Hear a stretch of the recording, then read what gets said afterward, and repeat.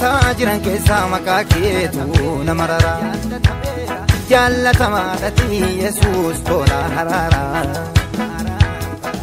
Magoota jiran keessa maqaa keetu nama rara jaallatamaadhati Yesuus tola harara Ani jiraatan masih di dalam salam Yesuusna wani ina godhi waan baay'eedha garuu namoonni baay'een na argaa turtan naannootti sadan kana keessa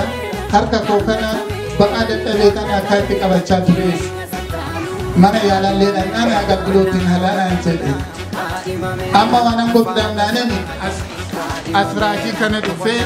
asuma miseensuma asiitti asumatti waaqayyo naa kadhaa jedhee raajii of kanatti madde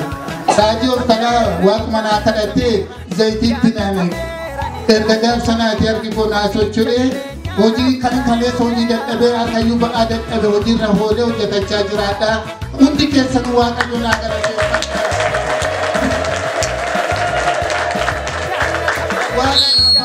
waan nama fayyisee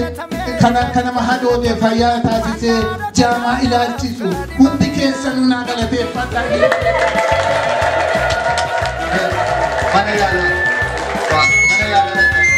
mana yaalaa danda'amni diiskii ka'ee agalgilootiin halaatti hojiin dadhabnaan jedheef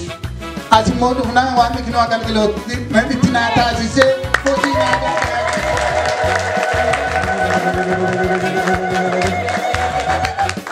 irra deebi'aa waaqayyoon galateeffadhaami